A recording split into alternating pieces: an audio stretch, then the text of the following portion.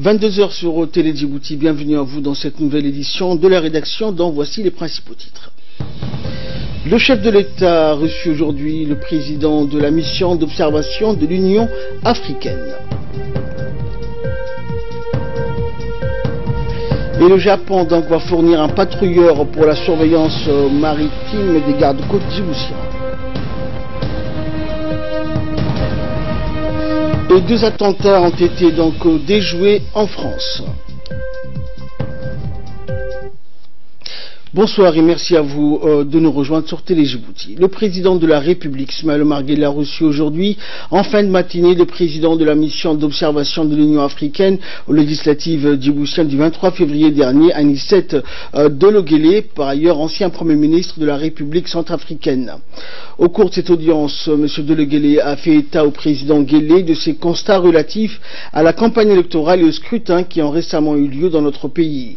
Je viens d'avoir l'opportunité de féliciter directement le président de la République et à travers lui toute la nation djiboutienne pour avoir organisé de bout en bout une élection législative libre, juste et équitable, a-t-il dit à la presse nationale à l'issue de ses entretiens avec le chef de l'État. De toute l'équipe d'observation de l'Union africaine par rapport aux conditions qui nous ont été faites ici pour nous permettre de faire des observations et également les félicitations de l'équipe pour les grandes avancées démocratiques que ce pays a connues. Et pour sa part, le ministre des Affaires étrangères et porte-parole du gouvernement Mahmoud Ali Youssouf a remercié l'ensemble des observateurs venus superviser le déroulement des élections législatives. On l'écoute. Je voudrais remercier le président de la mission de l'Union africaine d'observation qui a fait un travail remarquable durant plusieurs jours. Les membres de cette mission ont visité toutes les régions, ont été très présents au niveau de la capitale et ils ont pu faire un travail d'observation qu'ils ont conclu par une conférence de presse que le président a tenue il y a une demi-heure à peu près. Il y a également un rapport qui sera produit que le président va présenter au président de la commission, au commissaire chargé de la paix et de la sécurité de l'Union africaine, lequel rapport sera également transmis au Conseil de paix et de sécurité. Je crois que M. le Président de la mission a parlé de ces avancées démocratiques qui ont été réalisées aujourd'hui. Je crois que le clou de cette avancée, c'est la mise en place, n'est-ce pas, du CNC, qui a bien géré l'aspect médiatique de la campagne électorale. Et il faut savoir aussi que la distribution des cartes s'est très bien faite. Le jour du scrutin également, aucun incident n'a été signalé et ces élections se sont déroulées de manière régulière, comme l'ont indiqué plusieurs missions d'observation. Je crois qu'aujourd'hui, le peuple djiboutien a démontré qu'il avait ce degré de maturité qui lui permet d'exprimer sa voix, son opinion, à travers les urnes, dans la sérénité, le calme. Et je crois que nous ne pouvons qu'être satisfaits de cela et nous félicitons d'abord le peuple djiboutien et nous nous félicitons tous en tant que parti politique du déroulement de ce scrutin. Et le ministre des Affaires étrangères et de la coopération internationale a procédé donc ce lundi dans la salle de conférence de son département à la signature d'un échange de notes sur le programme de développement socio-économique avec l'ambassadeur du Japon à Djibouti, Koji Yonetani. Par cette note, le Japon donc a fait un don d'un patrouilleur d'un montant de 150 millions de yens japonais, soit environ 250 millions de nos francs pour la surveillance des côtes et destiné donc au renforcement des capacités des gardes-côtes djiboutiens. Ce don en faveur des gardes-côtes est une preuve de la forte volonté du gouvernement japonais de s'engager toujours dans les défis dans le domaine de la sécurité maritime, une contribution incessante depuis 2009 où les forces d'autodéfense japonaises ont commencé à effectuer donc leur mission à Djibouti pour la lutte contre la piraterie. Et dans son intervention, le ministre des Affaires étrangères et de la coopération internationale, Mahmoud Ali Youssouf, a rappelé l'excellence donc relations bilatérales déjà existantes entre les deux pays. Il a expliqué également que le Japon est un partenaire privilégié qui aide Djibouti en général et les gardes-côtes djiboutiens en particulier au renforcement des capacités techniques. Le Japon va aussi déployer un expert technique avec le nouveau patrouilleur afin de mieux former les gardes-côtes djiboutiens. On écoute le ministre. Nous sommes réunis aujourd'hui au ministère des Affaires étrangères et de la coopération internationale pour procéder à la signature de l'échange de notes du projet de fourniture d'un bateau patrouilleur par le gouvernement du Japon en faveur des gardes-côtes djiboutiennes dans le cadre du programme de coopération entre le ministère de l'équipement et des transports et l'ambassade du Japon. Cet échange de notes d'un montant de 150 millions de yens japonais, soit 250 millions de francs Djibouti, fait suite aux discussions entre le commandant des gardes-côtes, ici représenté donc par le colonel Wais Omar Bogoré, et l'ambassade du Japon, représentée par l'ambassadeur, son Excellence M. Koji Yonetani, sur les voies et moyens de renforcer davantage les capacités techniques des gardes-côtes djiboutiennes, afin d'améliorer leur capacité d'intervention en mer et assurer la sécurité dans les eaux maritimes djiboutiennes. Ce projet d'acquisition des équipements est dans la droite ligne de soutien apporté par le gouvernement du Japon au secteur de la sécurité maritime, tels que la fourniture de 2 patrouilleurs rapides en 2015, ainsi que le financement à travers l'Organisation maritime internationale du centre de formation régional de Doralé, qui a été inauguré au mois d'octobre 2017. Nous formons le vœu de voir ce projet se concrétiser le plus rapidement possible et apporter les résultats escomptés au sein des gardes-côtes qui bénéficient également d'un volet de coopération technique avec la présence permanente d'un expert japonais.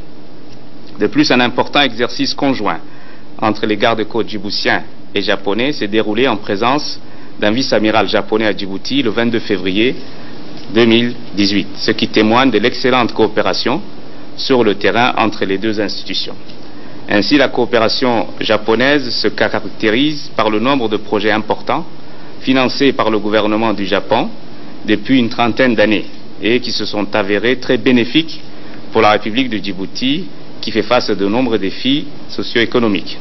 Enfin, je tiens à remercier Monsieur l'ambassadeur, son Excellence Koji Yonetani et toute son équipe à l'ambassade, ainsi que le bureau de la JICA à Djibouti et son représentant résident pour le travail acharné, le soutien indéfectible rendu donc à l'institution des gardes-côtes djiboutiennes, en particulier donc à la République de Djibouti. Je vous remercie de votre attention. Dans l'actualité également, le ministre de l'Énergie chargé des ressources naturelles, Younis Ali Guédé, a reçu ce lundi le docteur Volker Beresheim, ambassadeur d'Allemagne à Djibouti, pour une visite de courtoisie. Les échanges donc lors de cette rencontre étaient très chaleureux et réjouissants suite à l'accord entre l'EDD et la société allemande pour le grand parc solaire du Grand Bara.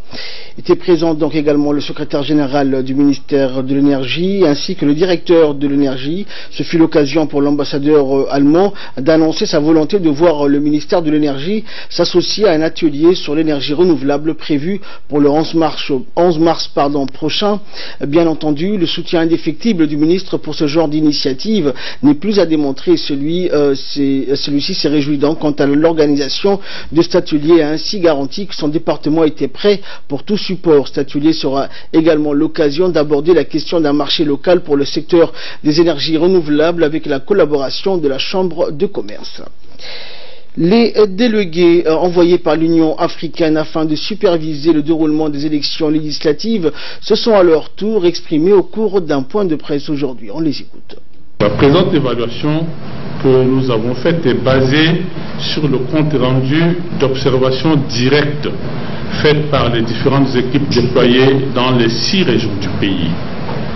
Ces observations portent sur l'environnement global du déroulement du scrutin, l'ouverture du bureau de vote, le déroulement proprement dit du vote, le dépouillement du vote et les entretiens que les différentes équipes ont eu avec certains acteurs djiboutiens sur le processus électoral. Mais nous avons fait des constats préliminaires que je m'en vais vous livrer ici. Nous avons constaté d'abord que les élections législatives du 23 février interviennent dans un contexte politique apaisé. Nous avons également noté que l'opposition a pris part à ces élections.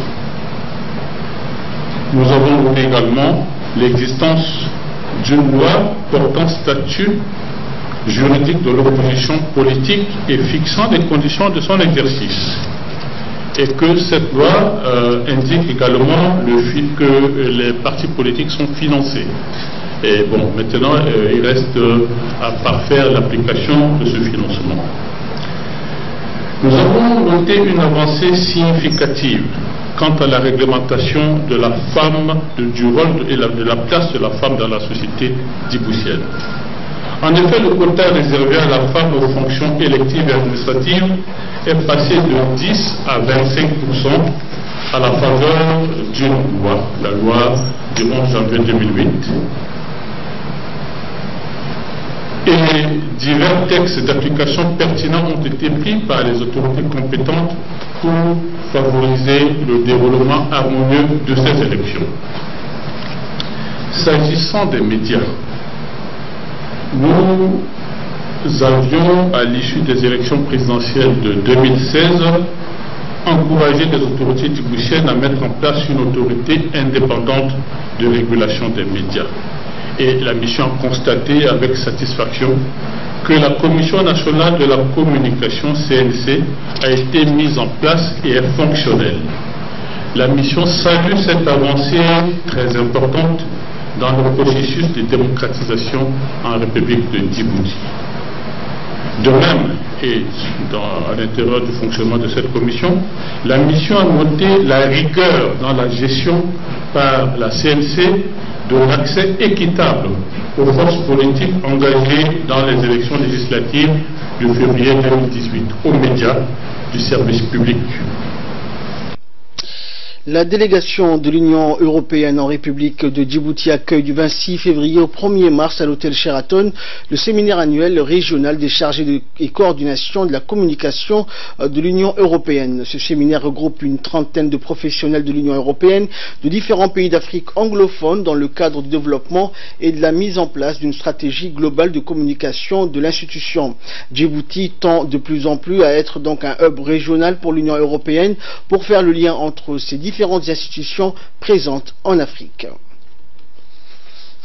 Aux nouvelles nationales, toujours, une cérémonie de clôture d'un projet de réhabilitation des bacs à ordures et la mise en place de la chaîne de traitement des déchets s'est tenue aujourd'hui au conseil régional de Diguil, organisé par l'association pour la protection de l'environnement social de Diguil, présidée par Mahmouda Hassan, une association donc qui œuvre pour la préservation de l'environnement. Ce projet, qui avait débuté en février 2015, a pris fin en février 2017 avec l'appui financier du programme des Nations Unies pour le développement, le PNUD. Cette cérémonie de clôture a regroupé les autorités de la région, comme le préfet adjoint, le président du conseil régional, les représentants des associations et de la région ainsi que de la société civile. Qui auparavant était vraiment très vétuste et dégradée. Donc cette association a vraiment réhabilité et remis à neuf presque 11 bacs à ordures. Donc nous, en tant que responsables, nous ne pouvons que féliciter la jeunesse qui est membre de cette association APES, nous et bien sûr la préfecture, et nous ne ménagerons aucun effort pour soutenir ces genres d'initiatives. Nous le saluons vraiment, et aujourd'hui cette association est en train de clôturer ce projet ô combien noble et social. Et dans le cadre donc de la lutte contre la vente des produits stupéfiants et suite à des renseignements recoupés, les gendarmes de la brigade d'Ali Sabié se sont transportés le 23 février dernier au lieu dit Aramadolé. Nantis de ces informations, les gendarmes ont tendu une embuscade en vue de surprendre en flagrant délit le ou les trafiquants impliqués dans cette affaire. Au cours de cette opération, les gendarmes ont interpellé 2 individus au lieu dit Aramadolé, dont un transportait un sac. Et lors de la fouille, donc, les gendarmes ont découvert 5 kg de cannabis destiné à la revente. Ces marchandises illicites étaient emballées dans 22 sachets en plastique. Immédiatement, les 2 individus ont été placés en garde à vue pour transport, détention, cession et acquisition des produits stupéfiants. À l'issue de l'enquête, ils seront traduits devant la justice pour répondre de leurs actes.